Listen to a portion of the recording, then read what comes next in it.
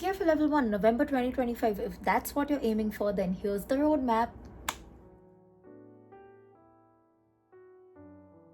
Hi guys and welcome back to my channel. My name is Tanishka and I hope you all are doing good. In today's video, I'm going to be giving you a roadmap for the CFA Level 1 November 2025 attempt. It's one of my most asked videos in the recent few months.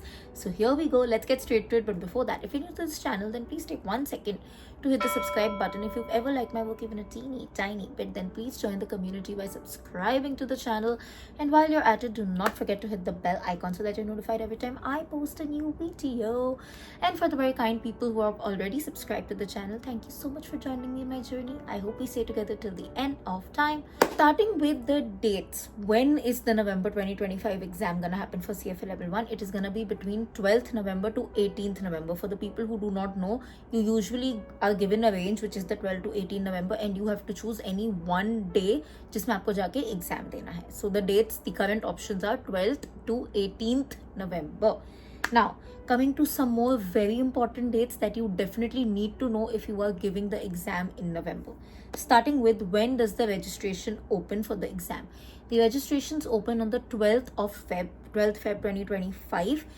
That is the day, that is from that day onwards you can register for the exam. The early bird deadline, that is the date till which you get a $250-300 discount, is 9th April. So if you register yourself for the exam between 12th Feb to 9th April, you will get a discounted price as compared to the regular standard fee. Now, suppose you do not register till 9th April, you're not ready and money is not an issue, you don't mind paying those extra $250-300, then even after that you can register because the final registration closes on 5th August. So 9th April early bird closes, 5th August the final registration closes, post which you will not be allowed to register for the November 2025 exam, no matter what the case is. Along with that, you have a scheduling deadline. That is a deadline till which you have to decide which date do you want to give your exam between the 12th to the 18th. That date is 12th August.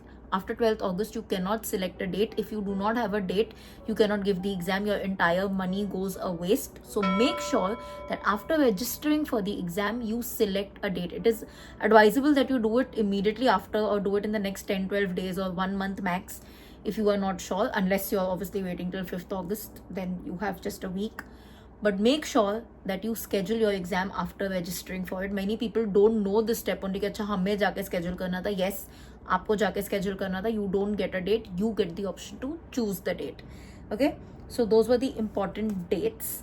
Now coming to the cost bit of it. So if you are giving your CFA Level 1 for the first time, you're giving the CFA exam altogether for the first time, then you have to pay a $350 US dollar price irrespective in your final payment. You don't have to pay this separately. It is a one-time payment that you do along with the exam registration. Now this $350 is just a one-time payment. Even if you fail the exam, you don't need to pay this again.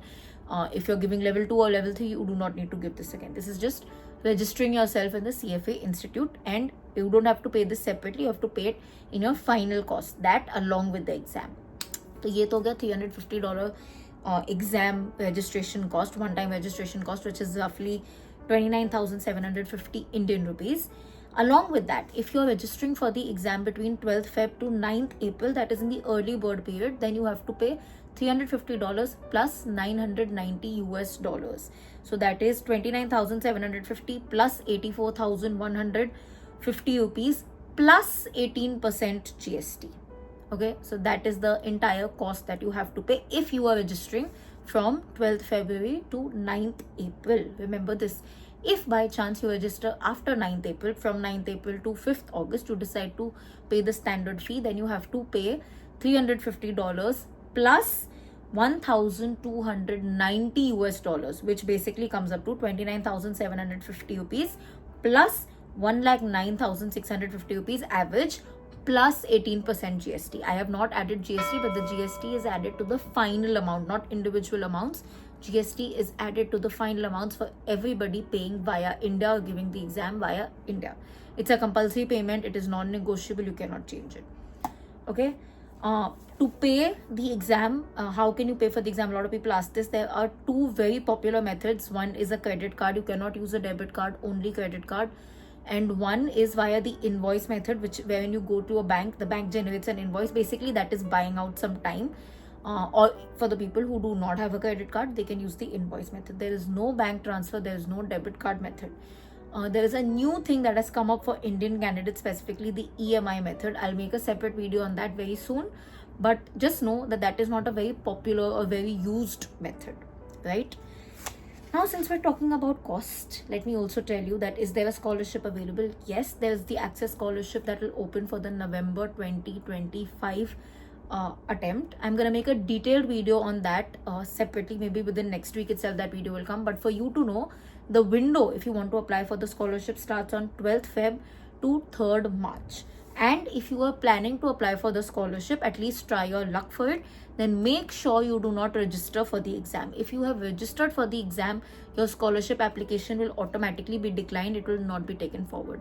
So if you're planning to try for the scholarship, that means you cannot register yourself for the exam till you get the scholarship result in hand, which will be before 9th April for sure. They've not yet said the date, but it will be before 9th April for sure. So you will still have the early bird component just in case. Okay, that is something you need to know. Next, now a question that a lot of you ask me, is classes compulsory? No, it is not. You can very well manage CFA on your own as well. The whole point of classes is, agar aap classes nahi lete ho, that means you have to explain every concept to yourself, figure out a way to understand what it means, what the chapter means, what the topic means. If you're going for a class, there is somebody who explains it to you. They take away the difficult portion. It's just a convenience. If you can afford it, if you're good or you prefer that method, then definitely go for it. There are multiple options available in the market. Some of my favorites include Manish Ramuka sir, Ashwini Bajaj sir, Fintry. Sanjay Saraf sir is also good, but his method is a little lengthy. So if you resonate with that, then that. Again, Mark Meldrum, but same case as Sanjay Saraf. So those are some of my favorites. And by the way, while we're at it, let me also tell you that I also offer a CFA customized study plan, wherein basically I hold your hand week by week, day by day. I guide you, I give you a weekly strategy, I stay with you. So basically you get all my contact information. You can contact me anytime. I give you a weekly plan. We stick by it based on your life, your surroundings, your work patterns, your college life, whatever that is important for you. We work around that and we create a plan that is sustainable and that you can follow and that can possibly help you pass or clear the exam. So in case you're interested in that, I'm adding the link in the description box. Check it out. And if you want to join my plan, then quickly fill the form. You'll get the details on mail and I'll see you in the plan. Believe me, for the people who've joined it, they've really liked it. I also started this because I wanted this when I was a candidate. I didn't get this. And remember, no class does this. No class is gonna handhold you and guide you week by week and tell you, oh, you should do this, you should do that, you should do this. Max is they'll give you like a as a schedule, follow this. But they're not guiding you. They're not understanding that today you have exams, or behen ki shadi, bhai ki shadi, whatever, heart is broken, you're sad, you're anxious. Those factors are not incorporated by a class, and no teacher can do that. It's not their fault, but they have too much of a volume to be able to give that personalized attention. So that's what we do. In case you're interested, link is in the description box. Coming to subject sequence, I have already made a detailed video for the level 1 subject sequence. If you're going for a class, 100% follow the subject sequence that is being done in your class. It just makes your life more convenient. If you're not going for a class, then I do have a subject sequence. I'm going to add the link in the description again. Check it out. It's going to be really, really worth your time to understand. Now the best question. Should we go for CFA Level 1 November 2025 or not? What is my opinion? If you're not doing anything, if you have 6 to 8 months in hand, if you start as soon as now, like from Feb end also, if you start, it's a good time to go for November 2025, provided you do not have any important commitments in that period. I've seen a lot of people who opt for the November exam, but they have their board exams at that time and they take the board exam for granted. Ki CFA ज़्यादा important है, वो तो जैसे तैसे पास हो जाएंगे. Please do not make this mistake.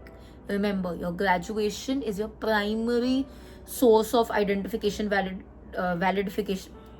It's your primary source of identification, primary source of professional degree. Nobody will care what you have uske aage piche till your graduation is not on point. So make sure that is perfect. So in case you're in college, if you have your exams, especially your board exams in or around November, do not opt for November.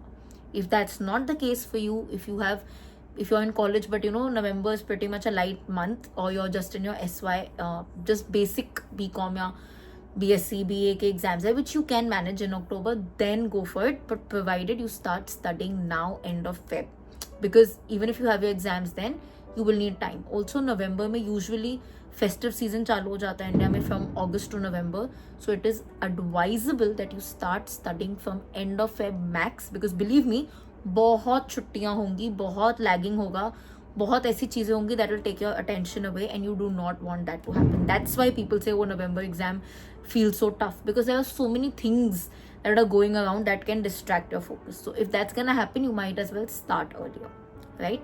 With that, we come to the end of this video. If you found it worth it, if you liked it, then do not forget to let me know in the comment section. Also, if you have any other question, let me know and I'll do my best to answer it. If you like this video, don't forget to like, comment, share, subscribe. I'll see you guys very, very soon. Until then, keep sparkling and definitely keep learning.